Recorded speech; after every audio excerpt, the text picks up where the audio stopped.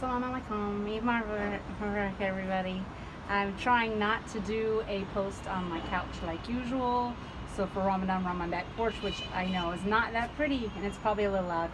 This is China, or at least my little section here that is, obviously we're all in a bunch of high rises surrounded by high rises, and there's actually mountains out past that, but you can't see it, so my life.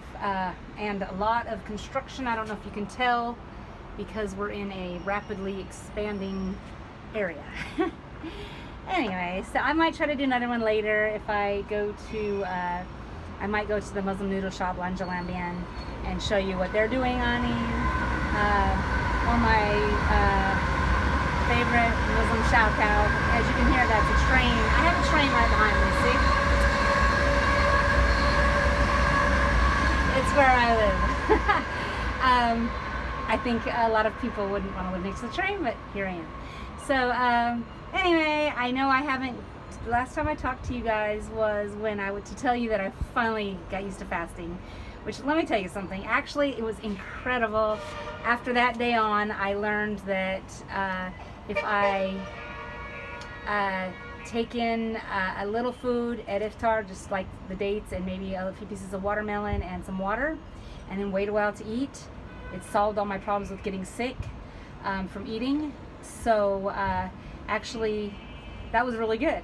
And on top of that, I learned that I can actually exercise or run during Ramadan.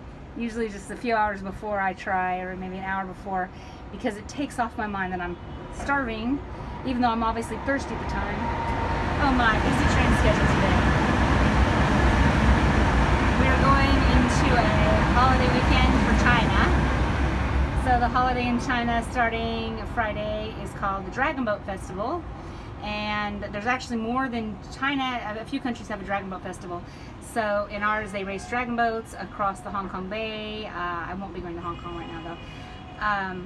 And they eat zongzi, which translates to like rice dumplings, but basically it's like sticky rice, and then inside is like some fruit, like dates or cherries. And then they wrap it up in a leaf. I think it's a banana leaf, but I'm not sure. They wrap it up in some leaf. So they're getting ready for that holiday, so there's a lot of trains because people are already leaving town. Every holiday here is never one day. The minimum holiday in China is 3 days because they think that you need 1 day to get your hometown to your family, and 1 day to celebrate the holiday, and then 1 day to get back. So they always have 3-day holidays. It's kind of a nice thing, except the season's been a lot of holidays, so it's been a little crazy. But last year at Dragon Boat Festival, which also fell on Eid last year, which this year it's a few days off, you see. Dragon Boat Festival, I was, and Eid, I was in Guilin with my husband, and we did some riverboat tours and some cave tours, and it was beautiful, and I loved it. And this year I've been alone, and you know, I learned a lot. I got used to my fasting. I always have gained some spiritual and mental benefit from fasting, but this year I actually feel like I gained physical benefit from fasting. I really felt like it. Every year I'm always grumbling. These people who say physically, there's a physical benefits of fasting, you know, don't understand going without water for, you know, 16 hours. And I guess I always get so angry, and you know, I'm like, that's not about this. Of course it's making me sick. But this year I really feel like I learned some physical benefits. So that was nice. And so here I am, alone. This is my Eid outfit. I know you can't see. Pretty abaya type, actually Chinese abaya type dress. And got my nails done. I know, haram. And my henna is done myself because the city I'm in, I have no idea where there's a mosque or group of non-Chinese Muslims.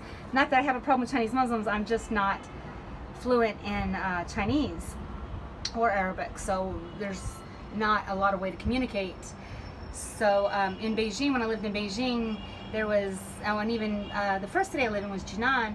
Jinan and Beijing are cities that have a substantial foreigner population, including a substantial Muslim population.